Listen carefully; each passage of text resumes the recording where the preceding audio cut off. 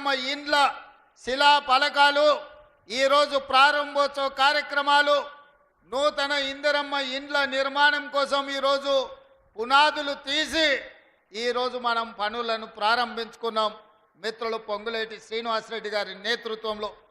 అదేవిధంగా మాదిగ ఉపకులాల వర్గీకరణ కోసం ఈ జిల్లా అభివృద్ధి కోసం అహర్నిశలు కృషి చేస్తున్న పెద్దలు దామోదర్ రాజ నరసింహ గారు, జూపల్లి కృష్ణారావు గారు, అదేవిధంగా మన స్థానిక ఉమ్మడి మహబూబ్ నగర్ జిల్లా శాసనసభ్యులు అచ్చంపేట వంశీ కృష్ణ గారు, కల్వకుర్తి కసిరెడ్డి నారాయణ రెడ్డి గారు, జడ్చర్ల అనిరుద్ధ్ రెడ్డి గారు, నాగర్ కర్నూల్ డాక్టర్ రాజేష్ రెడ్డి గారు, వనపర్తి మేఘారెడ్డి గారు, షాద్ నగర్ శంకర్ గారు, అదేవిధంగా మహబూబ్ నగర్ ఎన్ఎం శ్రీనివాస్ రెడ్డి గారు, ఈరోజు మక్తల్ మీ అభిమాన నాయకుడు శ్రీహరి గారు, వాకిటి శ్రీహరి గారు, నా సహచర శాసనసభ్యులందరూ ఈరోజు వేలాది మంది అభిమానులను ఇక్కడికి తరలి వచ్చి ఈ ప్రారంభోత్సవ కార్యక్రమాన్ని విజయవంతం చేసి,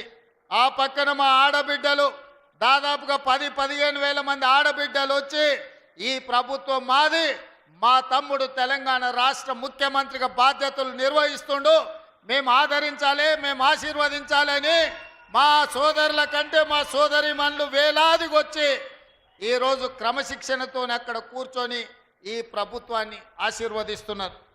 మిత్రులారా, ఈరోజు ఈ వేదిక మీద నుంచి 4 కోట్ల తెలంగాణ ప్రజల్ని ఆలోచన చేయమని నేను అడుగుతున్నా. ఆనాడు నిజాం నవాబుల నుంచి విముక్తి కలిగిన తర్వాత మొట్టమొదటి హైదరాబాదు రాష్ట్రానికి ముఖ్యమంత్రిగా మా పాలమూరు బిడ్డ బూర్గుల రామకృష్ణారావు గారు ఆనాడు ముఖ్యమంత్రిగా బాధ్యతలు వహిస్తే మళ్ళీ 7 దశాబ్దాలు మా పాలమూరు జిల్లాకు ఉమ్మడి రాష్ట్రంలో కానీ తెలంగాణ రాష్ట్రంలో కానీ సరైన ప్రాతినిధ్యం రాలే. 7 దశాబ్దాల తర్వాత ఈ పాలమూరు బిడ్డల ఆశీర్వాదం వల్ల మీరు అండగా నిలబడి 12 మంది పార్లమెంటు సభ్యులను గెలిపించి ఆశీర్వదించి నన్ను హైదరాబాద్కు పంపిస్తే తెలంగాణ రాష్ట్రానికి ముఖ్యమంత్రిగా మీ పాలమూరు బిడ్డ మీ సోదరుడు ఇవాళ ముఖ్యమంత్రి అయ్యి ఇవాళ మీ ముందు నిటారుగా నిలబడ్డాడు. మిత్రులారా, ఇవాళ ఆలోచన చేయండి. ఉమ్మడి రాష్ట్రంలో ఎంతోమంది పాలకులు వచ్చిండ్రు, ఎందరో ముఖ్యమంత్రులు అయినరు. ఎన్నిసార్లైనా మన పాలమూరు పేదరికాన్ని చూపించి ప్రపంచ దేశాలలో మార్కెటింగ్ చేసుకున్నారు తప్ప మన జిల్లాను అభివృద్ధి చేయలే. ఇవాళ ఈ వేదిక మీద నుంచి నేను అడుగుతున్న మేధావులను, ఈ తెలంగాణ రాష్ట్రంలో ఉన్న చదువుకున్న వాళ్ళను, నీళ్లు నాగరికత తెస్తాయి, నీళ్లు పంటలు తీసుకొస్తాయి, మీ నీళ్లు పసిడి బంగారాన్ని పండిస్తాయి. మరి నీళ్లు నాగరికతను దేవాల్సింది, పసిడి పంటలు పండించాల్సిన ఈ పాలమూరు జిల్లాలో కృష్ణానది జలాలు 811 టీఎంసీలు దశాబ్దాలుగా పారుతున్నా మాకెందుకు పసిడి పంటలు రాలేదు, మా కష్టాలు ఎందుకు తీరవలేదు, మా కన్నీళ్లు ఎందుకు తూడవలేదని నేను అడుగుతున్నా. ఈ పాలమూరు జిల్లా నాడు ఉమ్మడి రాష్ట్రంలో లేదా? ఈ పాలమూరు జిల్లా ఏర్పడ్డ తెలంగాణ రాష్ట్రంలో లేదా? ఈ పాలమూరు జిల్లా బీఆర్ఎస్ పార్టీకి ఓట్లు వేయలేదా? అంతెందుకు 2009లో నాడు చంద్రశేఖరరావు గారు కరీంనగర్ జిల్లా ప్రజలు తరుముతే భుజాన జోలె వేసుకొని జోలె పట్టుకొని పాలమూరు జిల్లాకు వచ్చి ఈ ప్రాంతంలో ప్రజల్ని అడుక్కుంటే నా పాలమూరు సోదరులు, మా సోదరి మనులు నీకు భిక్ష పెట్టినరు, నీ బొంతలో భిక్ష వేసి పార్లమెంటు సభ్యుని చేసి ఢిల్లీకి పంపిస్తే నువ్వు పార్లమెంటు సభ్యుడిగా పదవిని ఎలగబెట్టినావు. సోనియమ్మ తెలంగాణ రాష్ట్రం ఇస్తే నువ్వు తెచ్చినా అని గొప్పలు చెప్పుకున్నావు. ఆనాడు పాలమూరు జిల్లాను దత్తత తీసుకుంటున్నావు, తెలంగాణ రాష్ట్రం వస్తే పాలమూరు బాగుపడుతుందన్నావు, వలసలు ఆగిపోతాయన్నావు, మా కన్నీళ్లు తూడుస్తా అన్నావు, మా ప్రాజెక్టులు పూర్తి చేస్తా అని మాటిచ్చినావు. నేను ఇవాళ అడుగుతున్న వేదిక మీద నుంచి 10 సంవత్సరాలు ముఖ్యమంత్రిగా ఉన్న చంద్రశేఖరరావు గారు 2009లో మేము హక్కున చేర్చుకొని మా కడుపులో పెట్టుకొని చూసుకుంటే, మేము భుజాల మీద పెట్టి మోసుకుంటే, పాలమూరులో ఊరు లేకపోయినా, పార్లమెంటులో నీకు నోరు రాకపోయినా, మేము ఎంపీగా గెలిపిస్తే, మేము భిక్ష పెడితే నువ్వు ఆనాడు ఎంపీ అయినవు. ఆ సంగతి మర్చిపోకు.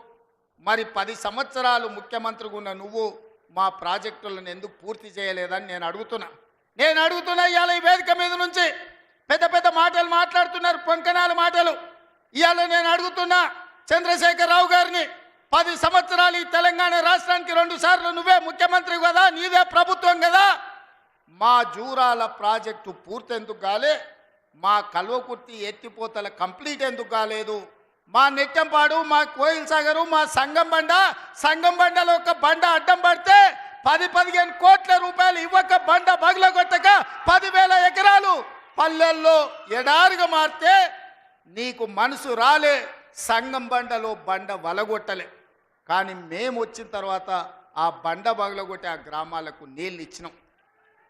ఇవాళ కోయిల్ సాగర్, ఇవాళ మీ ఆర్టీఎస్, ఇవాళ ఈ ప్రాంతంలో ఉండే ఏ ప్రాజెక్ట్ అయినా ఎందుకు 10 ఏళ్లలో పూర్తి చేయలే? అదే కాదా నాడు ఉమ్మడి రాష్ట్రంలో జూపల్లి కృష్ణారావు గారు, చిన్నారెడ్డి గారు, డాక్టర్ మల్లు రవి గారు ఆనాడు కిరణ్ కుమార్ రెడ్డితో కొట్లాడి, ఆనాడు అరుణమ్మ గారు కూడా మంత్రిగా పాలమూరు రంగారెడ్డి ఎత్తిపోతల ప్రాజెక్టు పూర్తి చేయాలి, 12 లక్షల ఎకరాలకు నీళ్లు ఇవ్వాలి అని కొట్లాడి జూరాల నుంచి నీళ్లు తీసుకోవాలని పాలమూరు రంగారెడ్డి ఎత్తిపోతల పథకానికి అనుమతి తీసుకొచ్చారు. 16,000 కోట్లతోని ప్రాజెక్టు మంజూరైంది. 35,000 కోట్లు మొత్తం అంచనాలు వేసి టెండర్లు పిలిచిండ్రు.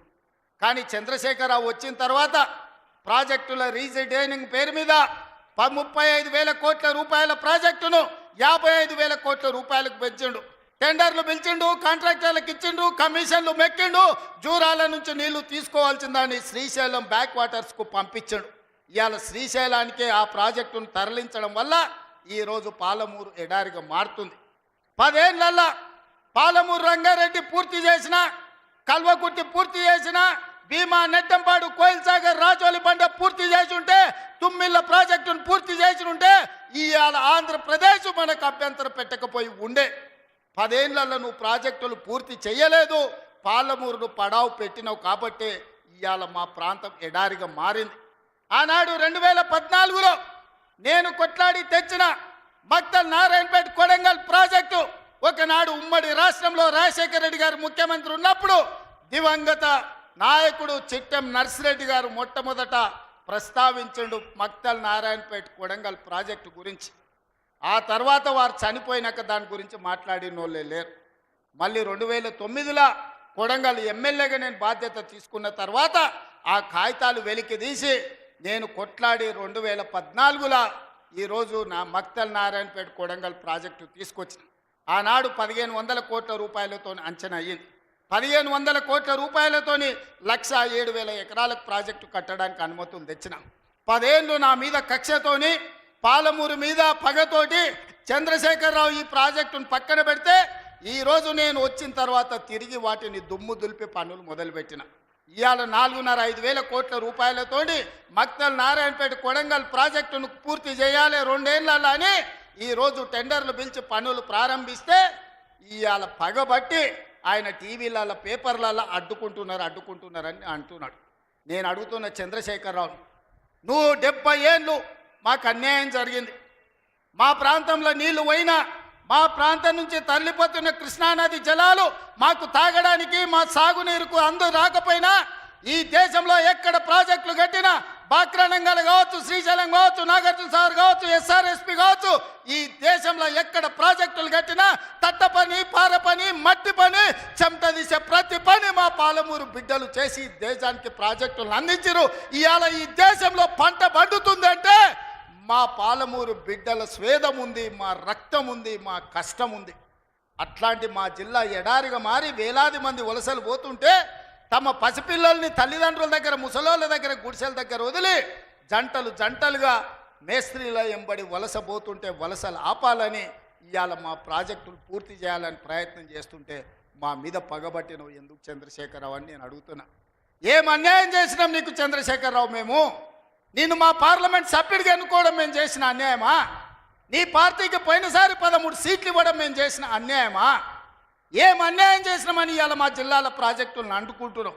ఈ 10 ఏళ్లలో నువ్వు పాలమూరు రంగారెడ్డి ఎత్తిపోతలు పూర్తి చేసినుంటే ఇవాళ చంద్రబాబు నాయుడుతో పంచాయతీ ఎందుకు వస్తుండే?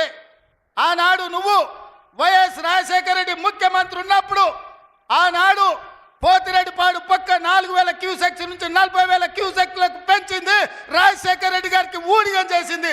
రాజశేఖర రెడ్డి చెప్పులు మోసి కృష్ణానది జలాలను రాయలసీమకు తరలించడానికి అనుమతించింది సన్నాసివి నువ్వు కాదా చంద్రశేఖరరావు? ఆనాడు నువ్వు ఊడిగం చేసి రాజశేఖర రెడ్డి పోతిరెడ్డిపాడు ద్వారా నీళ్లు తరలించకపోయాడు కృష్ణానది జలాలు. మళ్ళీ ఆయన కొడుకు జగన్మోహన్ రెడ్డి ముఖ్యమంత్రి అయిన తర్వాత ఇదే ప్రగతి భవన్, ప్రజల స్వేదంతో నిర్మించిన ప్రగతి భవన్ అధికారిక కార్యాలయానికి వైఎస్ కొడుకు జగన్మోహన్ రెడ్డిని పిలిపించి పంచభక్ష ప్రమాణాలు పెట్టి 6 గంటలు చర్చించి రాయలసీమ ఎత్తిపోతల పథకానికి పథకం రచించింది నువ్వు కాదా? ఇది ద్రోహం కాదా? ఆనాడు రాజశేఖర రెడ్డితో కలిసి పోతిరెడ్డిపాడు ద్వారా కృష్ణానది జలాలను సీమకు తరలించకపోతుంటే హారతిచ్చింది నువ్వు కాదా? ఆనాడు మంత్రివర్గంలో నీ మంత్రులు లేరా? హరీష్ రావు గారు ఆ మంత్రివర్గంలో మంత్రి కాదా అని నేను ఇవాళ అడుగుతున్నా. అదే కాదు, జగన్మోహన్ రెడ్డి గారు ముఖ్యమంత్రి ఉన్నప్పుడు ఏ నీళ్ల కోసం తెలంగాణ రాష్ట్రం తెచ్చుకున్నామో, ఏ నీళ్ల కోసం శ్రీకాంతాచారి లాంటి యువకులు, నూనూగు మిసాల యువకులు ఆత్మ బలిదానాలు చేసుకున్నారు. ఆ బలిదానాలతో సాధించుకున్న తెలంగాణలో కృష్ణానది జలాలు రంగారెడ్డి, మహబూబ్ నగర్, అదేవిధంగా నల్గొండ, ఖమ్మం జిల్లాలకు ప్రాజెక్టులకు భూములకు పారాల్సిన నీళ్లు రాయలసీమ జిల్లాలకు తరలించకపోతుంటే రాయలసీమ లిఫ్ట్ ఇరిగేషను, అదేవిధంగా ముచ్చుమర్రి లిఫ్ట్ ఇరిగేషన్ నిర్మించుకుంటుంటే ఒక్క రోజైనా నువ్వు అడ్డుకున్నావా? వీరతిలకం దిద్ది జగన్మోహన్ రెడ్డికి పంచభక్ష ప్రమాణాలు పెట్టింది నువ్వు కాదా? ఇవాళ నువ్వు చేసిన పాపం ఇవాళకు మాకు శాపమైంది, ఇవాళ మాకు ఉరైంది. ఇవాళ తొందరలోనే రాయలసీమ లిఫ్ట్ ఇరిగేషన్ పూర్తి అయితే రోజుకు 10 టీఎంసీలు, రోజుకు 10 టీఎంసీలు అంటే ఒక్క నెల రోజులు మనం కళ్ళు మూసుకుంటే 300 టీఎంసీలు శ్రీశైలం మొత్తం తరలించకపోవడానికి, మలుపుకపోవడానికి ఇవాళ పునాదులు వేస్తే ఆంధ్రప్రదేశ్ ప్రభుత్వం వీర తిలకం దిద్ది కాంట్రాక్టర్ దగ్గర కమిషన్ల కోసం కక్కుర్తిపడ్డది నువ్వు కాదా చంద్రశేఖరరావు? ఆనాడు సాగునీటి పారుదల శాఖ మంత్రి హరీష్ రావు కాదా అని నేను అడుగుతున్నా. 5 ఏళ్ళు హరీష్ రావు సాగునీటి పారుదల శాఖ మంత్రి, 5 ఏళ్ళు చంద్రశేఖరరావు గారు సాగునీటి పారుదల శాఖ మంత్రి. మరి నేను ఇవాళ అడుగుతున్నా, పాలమూరు అక్కడనే ఉంది, కల్వకుర్తి అక్కడనే ఉంది, భీమా ఎండిపోయింది, కోయిల్ సాగర్ ఆరిపోయింది, ఈరోజు ఆర్డీఎస్ అట్లనే ఉండిపోయింది. మా ప్రాజెక్టులు ఎందుకు పూర్తి చేయలే? మా పాలమూరు కష్టాలు ఎందుకు తీరవలేదని నేను అడుగుతున్నా. ఈ నీళ్లు మాకు నాగరికతను ఎందుకు తేలే? ఈ నీళ్లు మాకు పసిడి పంటలు ఎందుకు తీయలే? ఈ నీళ్లు మాకెందుకు కన్నీళ్లు మిగిలిచ్చినాయని నేను అడుగుతున్నా.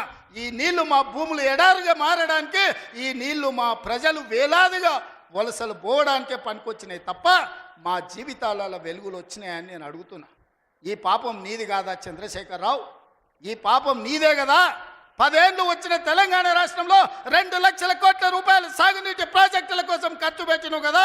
1,00,000 కోట్లు కాళేశ్వరం కట్టినావు, 1,00,000 కోట్లల్లా 1,000 కోట్లు మింగినావు. కట్టిన కాళేశ్వరం కుప్పగూలిపోయింది. ఇంతకంటే దిక్కుమాలిన ప్రాజెక్ట్ ఇంకెక్కడైనా ఉంటుందా అని నేను చంద్రశేఖరరావుని అడుగుతున్నా. ఇవాళ మా ప్రాజెక్టులు పడావు పెట్టి మా నిధులు నీళ్ళేమో రాయలసీమ తరలించకపోయింది, నిధులేమో నువ్వు తరలించకపోయినావు, పదవులేమో నీ ఇంట్లోకి వచ్చినాయి, పాపాలేమో మాకు వచ్చినాయి. ఇవాళ ఈ పాపాలు, ఈ కష్టాలు ఎంతకాలం మేము ఎదుర్కోవాలని నేను అడుగుతున్నా. అందుకే మిత్రులారా, ఇవాళ మన మీద పగబట్టిండు. 10 ఏళ్ళు ముఖ్యమంత్రి ఉన్నాయన, మన పరిపాలన బాగలేదంటుడు. నేను అడుగుతున్న ఇక్కడికి వచ్చిన సోదరుని, తెలంగాణ ప్రజల్ని, 10 ఏళ్ళు కేసీఆర్ ముఖ్యమంత్రి ఉన్నాడు, 12 ఏళ్ళు నరేంద్ర మోడీ ప్రధానమంత్రి ఉన్నాడు. ఇవాళ చర్చకు సిద్ధమా? కిషన్ రెడ్డి గారు మీ పార్టీ ప్రెసిడెంట్గా నువ్వురా, కేంద్ర మంత్రిగా నువ్వురా, చంద్రశేఖరరావు గారు ప్రతిపక్ష నాయకుడిగా నీ పార్టీ ప్రెసిడెంట్గా నువ్వురా, కాంగ్రెస్ పార్టీ నుంచి ముఖ్యమంత్రిగా నేను వస్తా. 12 ఏళ్ళు మోడీ పరిపాలన మీద, 10 ఏళ్ళు చంద్రశేఖరరావు పరిపాలన మీద, 12 నెలల మా పరిపాలన మీద, ప్రజా పరిపాలన మీద చర్చ చేయడానికి నేను సిద్ధంగా ఉన్నా. చర్చలో ఓడితే ముక్కు నేలకు రాస్తా అని చెప్పి నేను ఈ సందర్భంగా సవాలు విసురుతున్నా. ఇవాళ నేను అడుగుతున్నా, మాకు అవకాశం వచ్చింది, మా జిల్లాకు అవకాశం వచ్చింది, మేము ఎవరినో అడుక్కోవడం, ఎవరి ముందల్లో చేయి దాచడం కాదు. ఇవాళ మా పాలమూరు జిల్లాకే ఒక అవకాశం వచ్చింది. మా ప్రాజెక్టులు మేము పూర్తి చేసుకోవద్దా?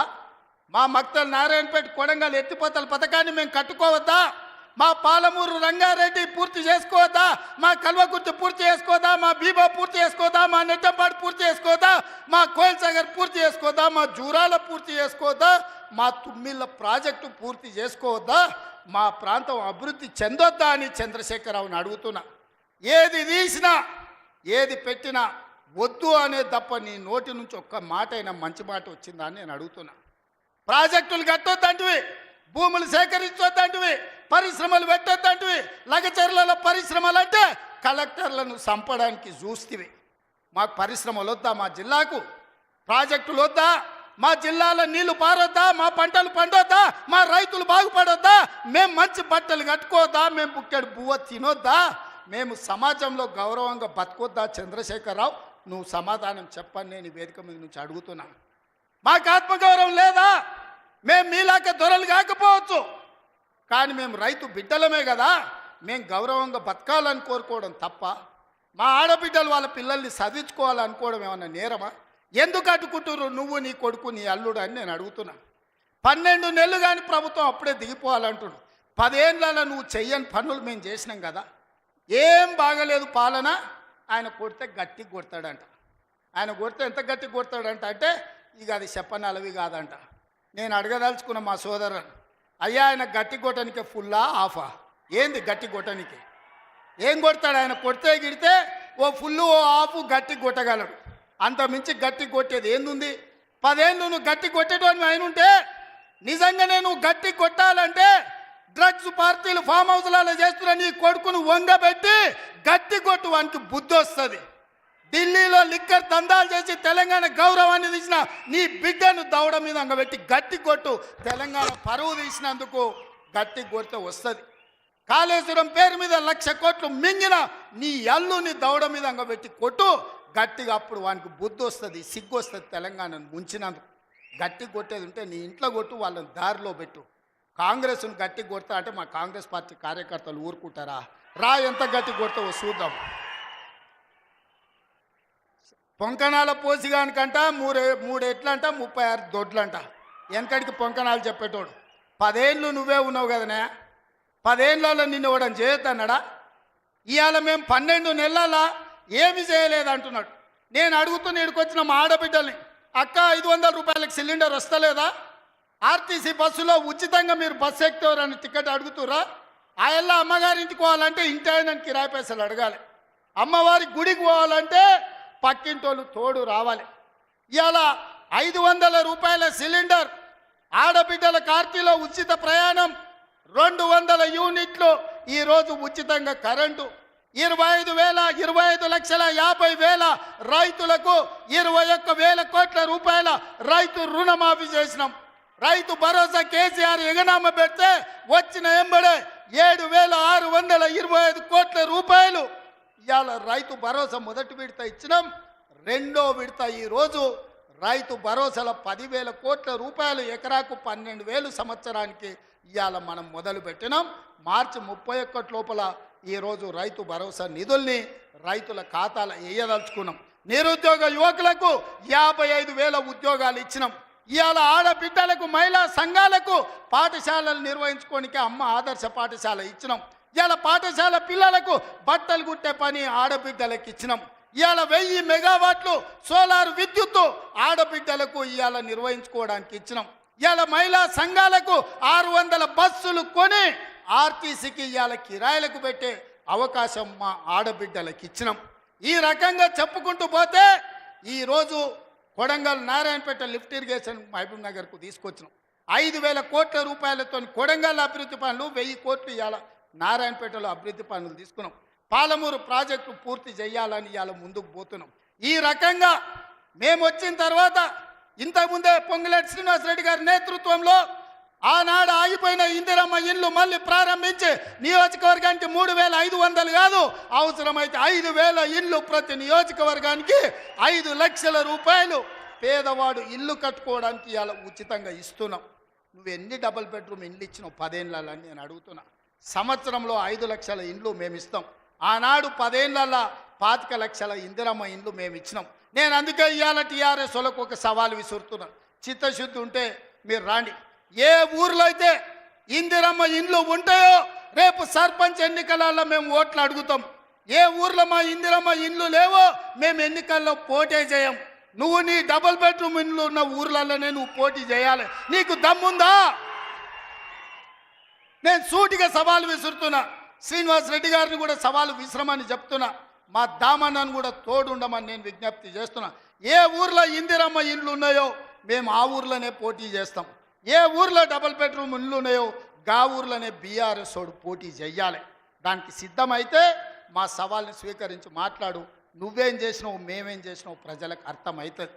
అందుకే ఇవాళ ఆర్టీసీలో బస్సు అయినా, ఆడబిడ్డలకు 200 యూనిట్లు ఇంటికైనా, 500 రూపాయల సిలిండర్ అయినా, యువకులకు 55,000 ఉద్యోగాలైనా, 21,000 కోట్ల రూపాయల రైతు రుణమాఫీ అయినా, రైతు భరోసాలో 12,000 కోట్ల రూపాయలు సంవత్సరానికి ఇచ్చిన ఉపాధి హామీ కూలీలకు ప్రతి ఇంటికి 12,000 రూపాయలు ఇవాళ ఉచితంగా ఇచ్చిన ఒక్క సంవత్సరంలోనే ఇవన్నీ పనులు మనం చేసినాం. ఇవే కాదు, ఇవాళ బీసీలు తెలివికల్లోలైన డాక్టర్లు, లాయర్లు, ఇంజనీర్లుగా ఈ చదువుకున్నారు. ఐఏఎస్లు, ఐపీఎస్లుగా వాళ్ళు రాణిస్తున్నారు. మేము ఎంతమంది ఉన్నామో లెక్క చెప్పండి అని అడుగుతున్నారు. 1931 100 ఏళ్ల కింద తెల్లదొరలు లెక్కలు కట్టారు కులగణన. మళ్ళీ ఇవాళ వరకు కట్టలే. 7 దశాబ్దాలైన స్వతంత్ర దేశంలో బీసీ కులగణన చెయ్యలే. ఇవాళ తెలంగాణ రాష్ట్రం దేశంలోనే మొదటిసారిగా బలహీన వర్గాలకు సంబంధించిన ప్రతి కులానికి సంబంధించిన లెక్క తీసి కులగణన చేసి దేశానికి ఆదర్శంగా నిలబడ్డది. 100 ఏళ్ల నుంచి జరగని పని ఇవాళ తెలంగాణ రాష్ట్రంలో చేసినాం. మాదిగ ఉపకులాల వర్గీకరణ ఏండ్ల నుంచి కొట్లాడుతారు. 30 ఏండ్ల నుంచి 100 మంది పిల్లలు చచ్చిపోయిన ఆ కొట్లాటలు. ఇవాళ ఎస్సీ ఉపకులాలకు సంబంధించి ముఖ్యంగా మాదిగ ఉపకులాల వర్గీకరణ 30 ఏళ్ల నుంచి పీఠముడిగా ఉంటే ఆ సమస్యని పరిష్కరించి ఇవాళ వర్గీకరణ చేసినాం. ఇవన్నీ ఒక్క సంవత్సరం మేము సాధించిన విజయాలు. చంద్రశేఖరరావు, నీకు ఇవి కనిపిస్తలేవా? నీ కండ్లకి ఏమన్నా పసిరికలు వచ్చినాయా? నీ కండ్లు ఏమన్నా పచ్చగానే అని నేను అడుగుతున్నా. ఇవన్నీ మేము చేస్తలేమా? ఇవన్నీ నువ్వు సభకు వస్తే చర్చిస్తాం కదా. ఆయన రాడు. ఇక ఆయన మోడీ ఉన్నాడు ఢిల్లీలో, ఈయన గల్లీలో ఈయన ఒక ఆయన ఉంటే ఆడొక ఆయన ఉన్నాడు. ఆయన మనుషులు ఈడ మోపారు. బండి సంజయ్ అంట, కిషన్ రెడ్డి అంట. ఏం చేసిరాయా మీరు ఏం చేసిరో సవాలు అంటుండు. నేను సూటిగా సవాలు ఇసారి తలుచుకున్నా కిషన్ రెడ్డికి, బండి సంజయ్కి. 2014, 2019, 2023 నరేంద్ర మోడీ గారు ఇచ్చిన హామీలు, మొన్న 2023లో మేము ఇచ్చిన హామీల మీద మేము చర్చకు సిద్ధంగా ఉన్నాం. నేను మా దామన్న మేము ఇద్దరం వస్తాం. కిషన్ రెడ్డి గారు, బండి సంజయ్ మీరు ఇద్దరు రాండి. బీఆర్ఎస్ నుంచి వాళ్ళని కూడా తండ్రి కొడుకులు వస్తారో, మామ అల్లుడు వస్తాడో, బావ బామార్ది వస్తాడో, ఎవడో ఒకడు వాళ్ళని కూడా రాని. చర్చ పెడదాం, బజార్లో పెడదాం, అంబేద్కర్ చౌరస్తాలో పెడదాం. అంబేద్కర్ సాక్షిగా చర్చ చేద్దాం. 10 ఏళ్ళు కేసీఆర్ ముఖ్యమంత్రిగా, 12 ఏళ్ళు నరేంద్ర మోడీ ప్రధానమంత్రిగా, 12 నెలలు మన ప్రభుత్వం ఇందిరమ్మ ప్రభుత్వం చేసిన పనుల మీద చర్చ చేద్దాం. నరేంద్ర మోడీ ఇచ్చిన మాట, స్విస్ బ్యాంకులో లక్షల కోట్ల రూపాయలు నల్లధనం ఉంది, అవి తెచ్చి ప్రతి పేదవాడి ఖాతాలో 15 లక్షలు వేస్తా అన్నాడు. ఒక్క పేదోని ఖాతాలన్నా మోడీ 15 పైసలు వేసినాడే? వేసిండా? ఒక్క రూపాయి నల్లధనం తేలే. కానీ నల్లధనం ఉన్నోళ్ళు దేశం విడిచి పారిపోయినారు. నీరవ్ మోడీ, ఆయన చోక్సీ, విజయ్ మాల్యా ఇట్లా 100 మంది బ్యాంకులను ముంచి 16 లక్షల కోట్ల రూపాయలు బ్యాంకులకు ఎగదొప్పి పెట్టుబడిదారులు, మోడీ దోస్తులు దేశం విడిచి విదేశాలకు వారిపోయినారు తప్ప విదేశాలలో ఉన్న నల్లధనం ఒక్క పైసా కూడా మోడీ తెచ్చింది లేదు, పేదోడి ఖాతాలు వేసింది లేదు. రైతుల ఆదాయం 2 చేస్తా అన్నాడు. కానీ రైతు వ్యతిరేక నల్ల చట్టాలు తెస్తే 16 నెలలు ఢిల్లీ సరిహద్దుల్లో సైనికులాగా వేలాది మంది రైతులు దీక్ష చేసి నరేంద్ర మోడీ మెడలు వంచి జాతికి క్షమాపణ చెప్పి రైతు వ్యతిరేక నల్ల చట్టాలను మోడీ చేత ఉపసంహరింపజేసిండ్రు రైతులు. అదేవిధంగా 2022 లోపల ప్రతి పేదవాడికి ఇల్లు అందిస్తా అన్నాడు మోడీ. ఏ పేదోడికి ఇల్లు ఇచ్చినవో ఈరోజు అప్పక్పల్లికి రా, చూపిద్దురా మోడీ ఇచ్చిన ఇల్లు ఎక్కడుందో. నేను అడుగుతున్నా, నారాయణపేటకు రా, మోడీ ఇచ్చిన ఇల్లు ఎక్కడున్నాయో నువ్వు చూపిద్దురా. సంవత్సరానికి 2 కోట్ల ఉద్యోగాలు ఇస్తున్నాడు. 12 ఏళ్ళు అయింది, 24 కోట్ల ఉద్యోగాలు రావాలి. ఆ లెక్కన ఒక తెలంగాణకే 1 కోటి ఉద్యోగాలు రావాలి. ఎవరికి వచ్చినాయో ఉద్యోగాలు? ఓ కిషన్ రెడ్డికి, ఓ బండి సంజయ్కి 2 ఉద్యోగాలు వచ్చినాయి. తెలంగాణలో ఎవరైనా మోడీ ఉద్యోగం ఇచ్చిండా? ఎవరికి ఉద్యోగాలు ఇచ్చిండో మోడీ వచ్చి చూపియాలి లెక్క. నేను ఇచ్చిన 55,000 మందికి మొదటి సంవత్సరంలో ఉద్యోగాలు తలకాయ లెక్క పెడితే ఎల్బీ స్టేడియం రా ఒక్కొక్కరిని లెక్క పెట్టి పేరు రాసుకొని ఏ ప్రభుత్వ ఉద్యోగం ఇచ్చినో లెక్కలు చెప్తా. మోడీ గారు నీ బంట్లను పంపిస్తావో నీ బంట్రోతులను పంపిస్తావో నువ్వు పంపించు, లెక్క పెట్టి చూపించే బాధ్యత నాది. మోడీ ఒక రకంగా మోసం చేస్తే ఇక్కడున్న కేసీఆర్ గారు ఇంకొక రకంగా ప్రజల్ని వంచిండు, మోసం చేసిండు, దోపిడీ చేసిండు. ఇవాళ అందుకే సూటిగా నేను సవాలు విసిరదలుచుకున్న బీజేపీ బీఆర్ఎస్ వాళ్ళకు. బీఆర్ఎస్ 23లో అధికారం పోయింది, 24 పార్లమెంట్లో డిపాజిట్లు పోయినాయి. ఇప్పుడు జరిగే ఎమ్మెల్సీ ఎన్నికల్లో పోటీకి అభ్యర్థులు దొరకలేదు. అదో దిక్కుమాలిన పార్టీ. ఆ దిక్కుమాలిన పార్టీ తండ్రో దిక్కు, కొడుకో దిక్కు, అల్లుడో దిక్కు, బిడ్డో దిక్కు కాకుల్లాక వాడి పొడుసాలను చూస్తున్నారు. ఈ కాకులకు సరైన జవాబు చెప్పాల్సింది కాంగ్రెస్ పార్టీ కార్యకర్తలే అని చెప్పి నేను ఈ సందర్భంగా తెలియజేయదలుచుకున్నా. మీరు అడగండి, 10 ఏళ్ళు వాళ్ళు పరిపాలన చేశారు, 10 నెలల్లో మనం అన్నీ చేయలేదని అంటున్నాం. 5 ఏళ్ళ కోసం కదా ఈ ప్రభుత్వం ఎన్నికైంది. 5 ఏళ్లలో అన్ని పనులు పూర్తి చేసే బాధ్యత మనది. ఇవాళ అందుకే పేదలకు అనుకూలంగా పేదల పాలన ఉన్నది. పేదలు బాగుపడితే, పాలమూరు పచ్చబడితే వాళ్ళ కళ్ళు మండుతున్నాయి, వాళ్ళ కడుపు మండుతుంది. పాలమూరు ఎండాలే, మన జీవితాలు పాడు కావాలి అనేది వాళ్ళ ఆలోచన. అందుకే మనమందరం అప్రమత్తంగా ఉండాలి.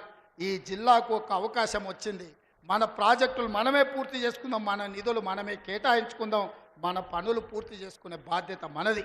ఇవాళ నారాయణపేటకు ఇవాళ ముఖ్యమంత్రి వచ్చిందంటే 1000 కోట్లతోని పనులు ప్రారంభించుకున్నామంటే ఓ మెడికల్ కాలేజీ, ఓ నర్సింగ్ కాలేజీ, ఓ పారామెడికల్ కాలేజీ, ఓ ఇంటిగ్రేటెడ్ రెసిడెన్షియల్ స్కూల్, ఓ మహిళలకు పెట్రోల్ బంక్, ఇందిరమ్మ ఇల్లు ఇక్కడి నుంచి రాష్ట్రానికి ప్రారంభించుకున్నామంటే ఇవాళ మనోడు మన బిడ్డ ఇవాళ ముఖ్యమంత్రి ఉన్నాడు కాబట్టి.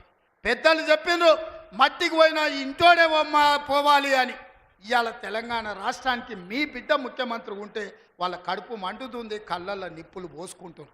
ఇవాళ మన మధ్యలో పంచాయతీలు పెట్టాలని చూస్తారు, మన ప్రాజెక్టులు ఆపాలని చూస్తారు. అందుకే ఈ ప్రాంతంలో వచ్చే పరిశ్రమలైన సాగునీటి ప్రాజెక్టులకైనా భూసేకరణను అడ్డుకోకండి. మీకు నష్టపరిహారం అధికంగా ఇచ్చే బాధ్యత మాది. మీరు కొత్త ప్రాజెక్టులు, కొత్త భూములు కొనుక్కోండి, కొత్త ప్రాజెక్టులు కట్టుకోండి. 10 లక్షలు కానీ అవసరమైతే భూములు పోయేటోళ్ళకి 20 లక్షల రూపాయలు ఇప్పించే బాధ్యత నాది. మీ బిడ్డ ఉన్నాడు ఇక్కడ, మీ సోదరుడు ఉన్నాడు. మీరెవ్వరు బాధపడకండి, కన్నీళ్ళు పెట్టుకోకండి. ప్రభుత్వ ఖజానా నుంచి మన జిల్లాకు నేను ఈరోజు నిధులు ఇస్తా. మా అనిరుద్ధ్ రెడ్డి ఉన్నాడు, ఈరోజు ఉదండాపూర్ ప్రాజెక్టు గురించి చెప్తున్నాడు. ఖచ్చితంగా ప్రాజెక్టు సమస్యను తొందరలోనే పరిష్కరించే బాధ్యత నాది.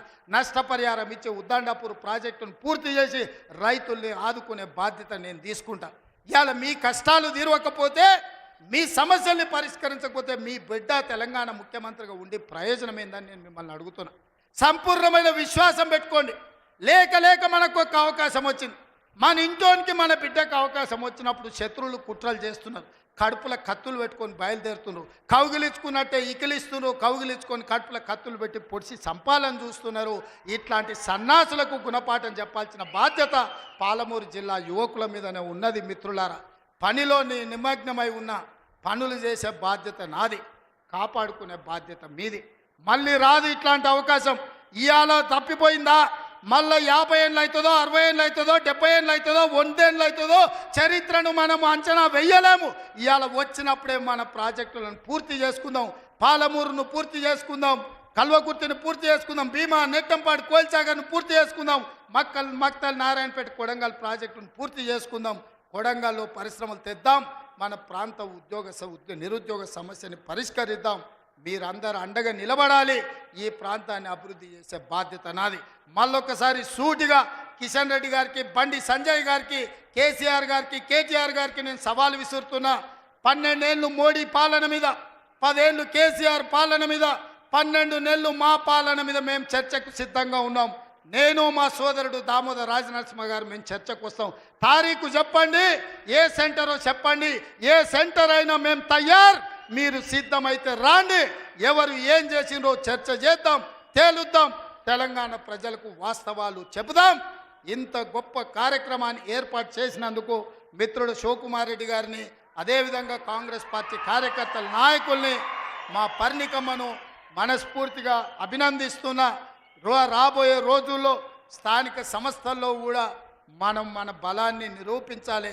పాలమూరి మొత్తం ఏకమై ఎవరిని సరిహద్దులకు రాకుండా చూడాలి. ఆ చూసే బాధ్యత మీదే అని తెలియజేస్తూ మీ అందరి దగ్గర సెలవు తీసుకుంటున్నా. మీరందరు సిద్ధమేనా? సిద్ధమేనా? సిద్ధమేనా? యుద్ధానికి సిద్ధమేనా? సిద్ధమేనా? సిద్ధమన్న వాళ్ళందరూ చేయి పైకెత్తండి. జై కాంగ్రెస్, జై జై కాంగ్రెస్.